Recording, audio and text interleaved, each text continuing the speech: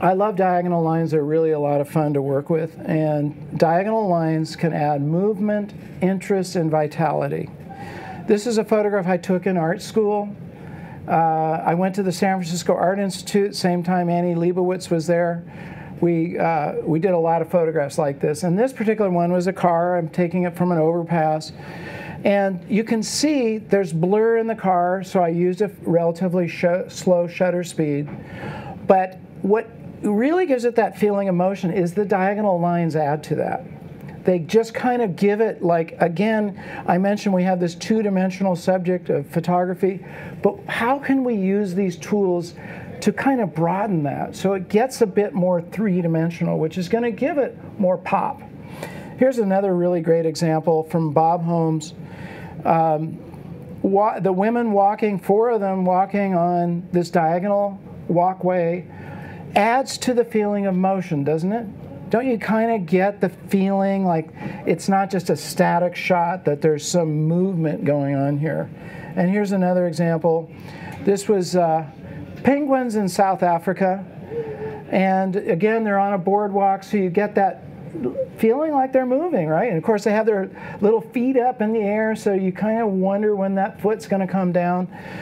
Diagonal lines are a lot of fun, but you don't see them all the time. One reason why you've got to know all these tools is that when you see one, you want to take advantage of it. So you're out shooting at the boardwalk, and you go, wow, this is a beautiful diagonal lines here are great. I'm going to take my subject there and put my model, let's say I'm shooting portraits, right on these diagonal lines because I want to add that feeling of vitality and motion. If you see one of these, take advantage of it because you don't see them every day. Okay, capturing the decisive moment. This is a phrase that, again, Henri Cartier-Bresson coined this phrase. And if you've looked at his photography, and I recommend that you do, he was one of the most prolific photographers of the last century. He shot everyday life, mostly in Europe, but he brought out the beauty of everyday life. And you just stop and you look at it and you think, that's amazing. He really got you to see what life was like at that time. But his mantra basically was capturing the decisive moment. The decisive moment is where you need to press the shutter. And in some cases, you need to press the shutter a little bit before that decisive moment. So this was a picture of my classmates jumping off a sand dune with the sun going down behind them. And I was down below them. I'd taken some shots from the side, and they weren't all that interesting. But then I thought, well, if I got down below them and I had them kind of jumping in the air, that could be interesting. The decisive moment is that I had to press that shutter right at that split second, or what would have happened a second later? This guy here would have, the guy in the center, he would have been down on the ground. The girl to his left would have been down on the ground. The whole arc would have disappeared, and you would have had just sort of a discombobulated image. So, chance favors the prepared mind. That's from Louis Pasteur. If you know your equipment and you know your tools of composition and you see one of these things, you can grab it. And that's another reason why you want to kind of know these things and be able to see them when they're coming. Okay. Bob Holmes also talks about punctuation in your photographs that can make your photograph pop. Now, punctuation in grammar tells the viewer or tells the reader what you're saying. Okay? If you put an exclamation point at the end, it's like, dude, listen to this. I really mean it. You're emphatic. That's a punctuation point.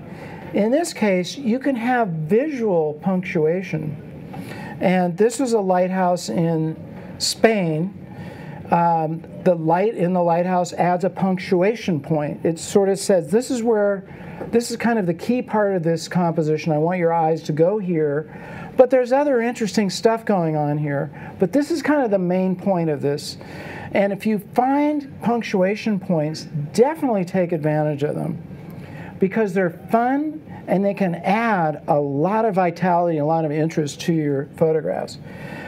Another thing that Bob talks about, and this is another one of his photographs, is capturing gestures. Now, this is definitely the decisive moment. These dancers are lined up so you see through the legs, you see the foot of the other dancer, but it's that arm that adds that graceful gesture, and it really helps to tell this visual story of beauty and elegance. So that, again, is a decisive moment point where you can look, wait a minute, watch your subject. You can be taking photographs, but watch for that gesture where the person just is moving at the right time. You catch their hand. A gesture can be a lot of different things. It can be not just with people, there can be a gesture of a tree moving, you know, and a branch is moving around, and you get it at that right moment where it really makes the whole thing click.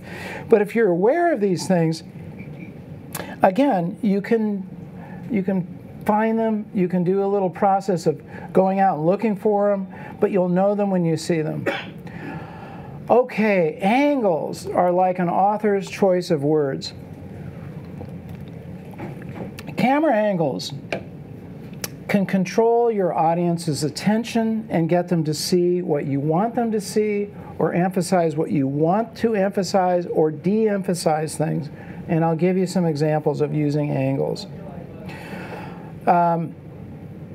This was obviously the Eiffel Tower.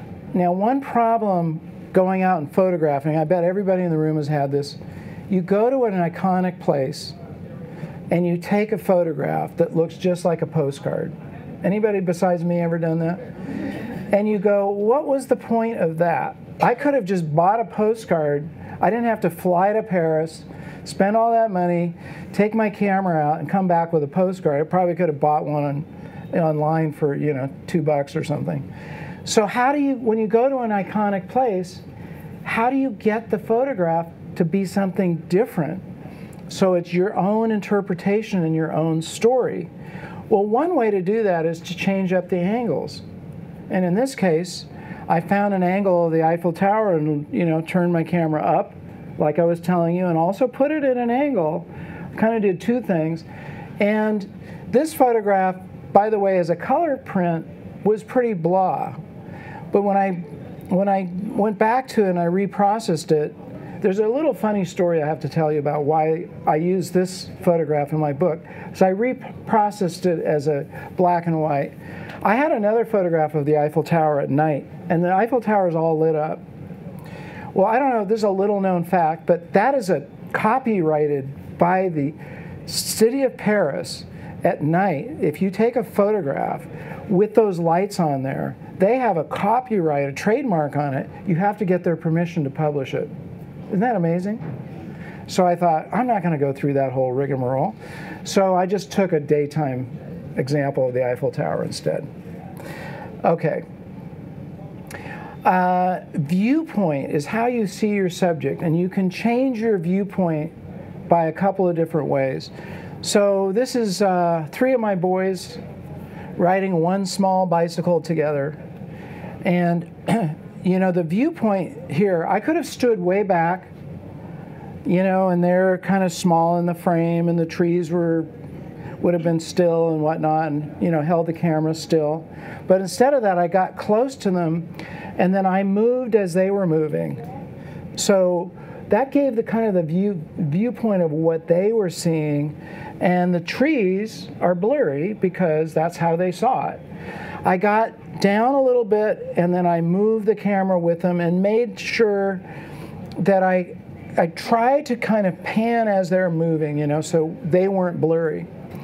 Now, there's actually several ways that you can change viewpoint, but 2 of the main ones are distance and height. This is from the Focal Encyclopedia of Photography. Distance and height. So the closer you get to your subject, the more prominent they're going to be. And the less prominent the things in the background are going to be. So if I'm taking a picture of you and I move up closer to you, you're going to get bigger in the photograph, right? And the things in the background are going to get smaller. So you can change your viewpoint by moving closer or moving farther away. The other way you change your viewpoint is by changing the height. So if you get down low, you really can change the viewpoint. All of a sudden I'm looking up at my subject, for instance. If I get high and I look down, the subject is going to get smaller. Now, where this really can play out nicely is if you're shooting photographs, let's say you have a child or a grandchild that's playing baseball and you want to get a really cool action shot of them. If you stand you stand at eye level and photograph, it's going to be pretty blah. But if you drop down, you know, if you ever seen like these old press photographers, they're always dropping down on one knee like this. I'm not going to demonstrate it, but they drop down low. It's almost like their mantra, because now if you take a picture of that kid swinging the bat and you're low, it's going to really emphasize the action. If, on the other hand, you want to take in a whole stadium, you can get high, and again, there's examples of this in my book. You can get high and get the whole perspective of the stadium. These are just different ways that you can basically work with a viewpoint. In my course, The Secrets to Amazing Photo Composition from the Masters, you're going to learn that every picture tells a story, but how do you tell yours? You're going to learn composition secrets that the master artists have used for centuries. You're going to learn how to pull your viewer into the center of interest of your photo, and how to use contrast to build excitement. What are the many different ways to frame your image? And how mood lines can affect your photo? Hey, what happens when you use the wrong mood to tell your story? And what really happens when you use the right one? I give you 83 composition techniques and how you can use them like a great chef uses recipes to create amazing meals. Jump on board with this course right now. You're going to love it.